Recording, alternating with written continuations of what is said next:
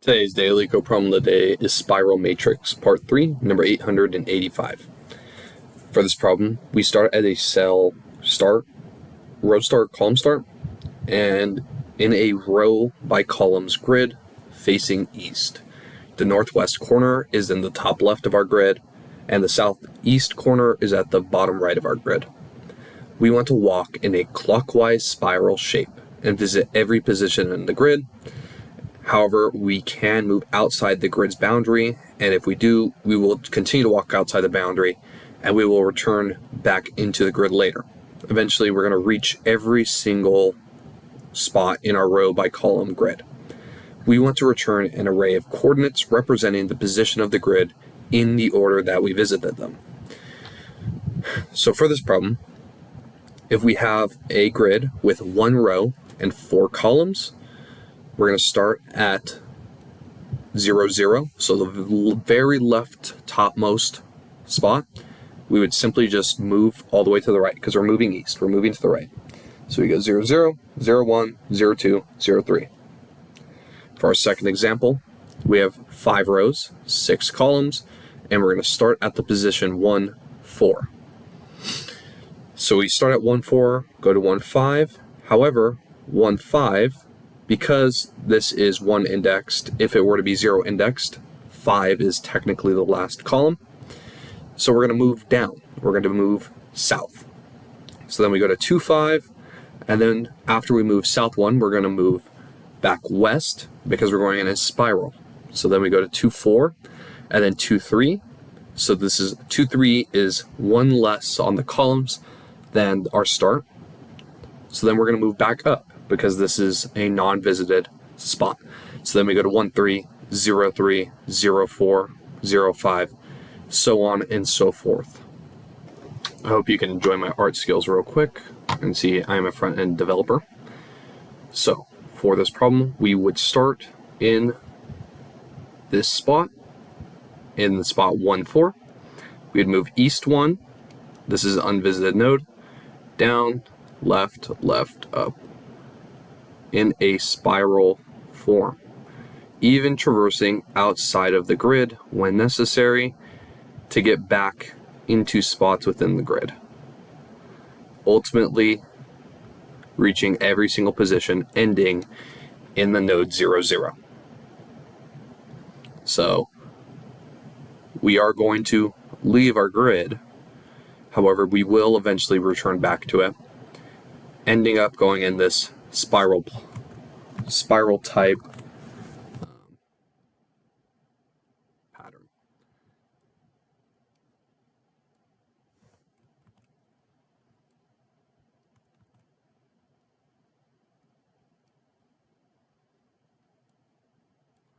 So ultimately it would look like this.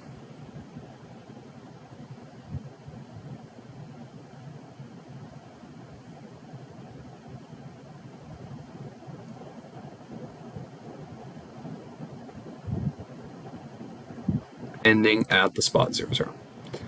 And that is what we see here. We end at 0, 0. So for this problem, the recommended solution is a simulation. So we will go with a simulation type solution. So for our simulation solution, there are 4 possible directions that we can go. We can go east, we could go south, we could go west, and we could go north. So let's go ahead and define an array. Because this is a matrix, we're going to make it 2D. And this array is going to contain all of our possible directions. So we're going to have 0, 1 as a direction. We're going to have 1, 0 as a direction. We're going to have 0, -1 as a direction. And we're going to have -1, 0 as a direction. So those are our 4 possible directions. This would be moving east, this would be moving south, this would be moving west, and then this would be moving north. So after initializing our directions, we're also able to initialize a traversed function, or traversed array. It's also going to be a 2D array. And this is going to be all the spots that we travel to. So new integer, and the max amount of column or rows it could have is rows times columns. And then we're going to have 2 columns. We can then initiate an index that will keep track of our position within the matrix. So first thing we're going to do, we're going to have a triple nested loop for this problem. After initializing our array direction with all possible direction movements, and then initializing a matrix traveled to store all the coordinates of our cells, we're then going to have an integer step and an integer direction. And we can iterate until all the cells have been traveled. For this type of problem, because it is a pattern, if we look at the editorial, they show off a pattern. So for the simulation type approach, when we're going to move one east, and then move one south, and then move 2 west, and then move 2 north. So it increments each time we get on a horizontal basis. So we can use that knowledge while building our algorithm. So we're going to have step be that integer that is going to increase each time we move on a horizontal basis. And direction is going to circle through our direction array to make the changes to when we're moving in different directions. We'll then iterate with an integer I from 0 to 1, and then iterate with an integer j from 0 to step minus 1, and then we can verify our position. So we'll verify our position in the matrix, and then if it's valid, we can append it to our traversed integer array. Then we can then we'll add our direction to whatever position we just traversed, and again look if it's a valid position. After we finish that, we can then increment our step by 1, and then ultimately return our total traversed array. So for our first loop, we are going to have a for loop, and we're going to initialize our step, which is equal to 1, and our direction, which is going to be equal to 0. Then we're going to have our index, as long as it's less than our row count, by our column count. So this is going to fill our entire traversed array. We'll then have our second loop for int I is equal to 0, as long as I is less than 2, I++. So we'll go through this twice. And then we'll have our third loop for int j is equal to 0, as long as j is less than step j++. Sorry, we should pre-increment these.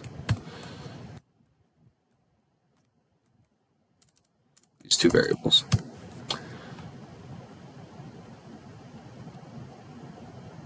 So,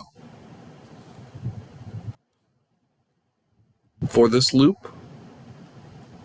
we're going to determine when to change our directions. And then within this loop, as long as we are still within the amount of steps that we need to take, we can increment it.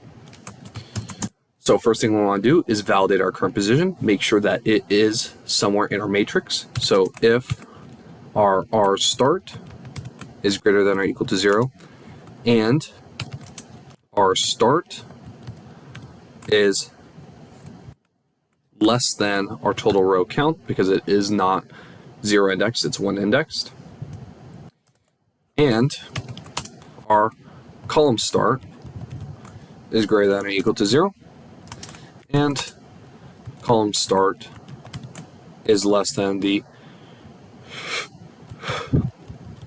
column count. So this basically determines, as long as we are still within the matrix based off of our total rows and columns, we can add the current position. So we're going to have our traversed array, and it's going to be at the current index we're at and of 0. So whichever column position that is equal to our R start which is our starting position. And then trav of IDX of 1, or our column position, is equal to the column start. And then we can increment our index. After that, we are going to change our row start and column start. So our start is going to plus equal the current direction we are moving.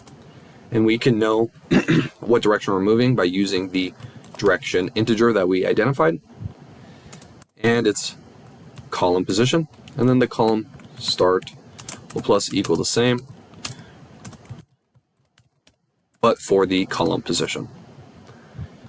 Outside of this for loop, once we break, we can increment our direction. So direction will be equal to direction plus 1 modulus 4, because we only have 4 case scenarios.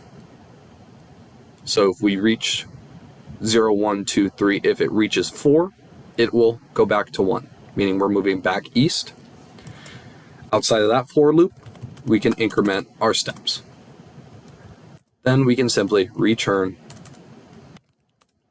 our traversed. So if we run this, passes our test cases, and if we submit it,